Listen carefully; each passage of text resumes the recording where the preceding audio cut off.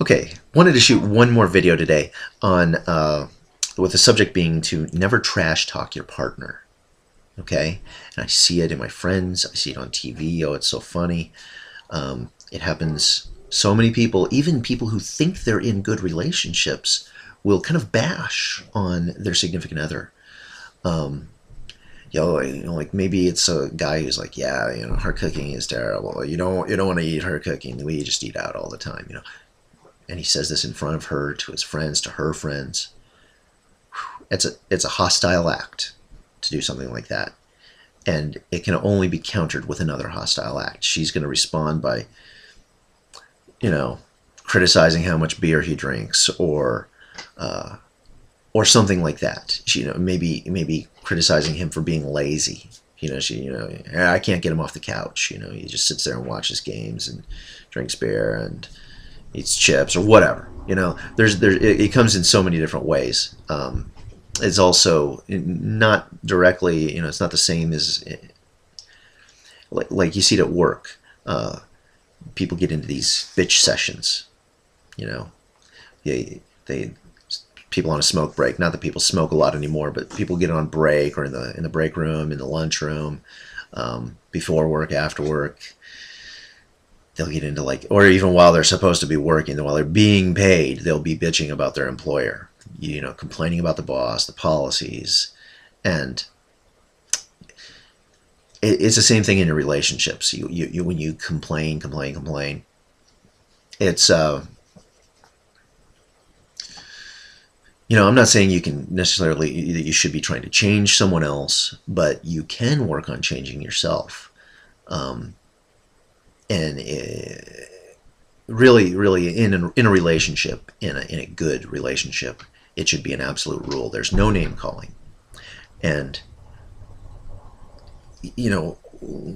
okay, like if things were really bad, maybe you need to go cry on someone's shoulder.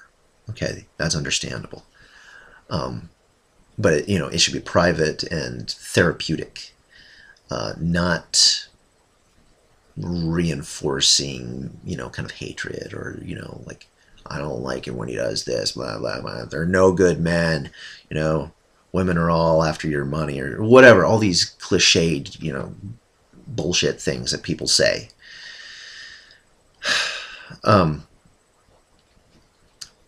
Anyway, so your partner must always be treated privately and publicly with respect all the time. If you get in a fight and maybe you're trying to retrain yourself, and it's not going to happen overnight, if you're both kind of, you name call when you argue, the name calling's got to stop, because it accomplishes nothing. Dragging up old baggage accomplishes nothing. You got to move forward, let those things go, apologize, forgive, and when arguments shouldn't really be arguments. They should be discussions, and they should be mostly, asking questions. What could I do to help with this thing that you're struggling with? And you'll be met with in kind.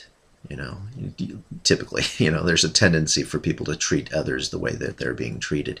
So when you treat your partner well, they're likely to reciprocate. So we're likely to put together a contract for a relationship, stating, and for example, put in writing, name calling is out of bounds. It's against the rules. Okay, when you call someone a name, you have lost the argument, and you're wrong.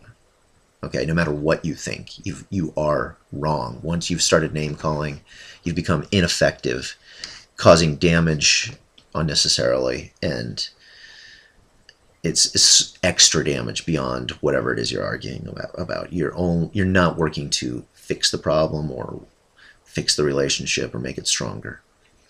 And it's something that anybody in a real, healthy, sharing, loving relationship must learn and abide by.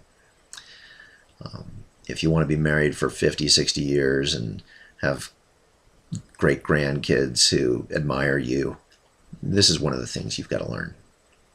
All right. All right, so signing off for honorabledating.com. It's been Danger Brown. It's been a pleasure talking to you. Love each other.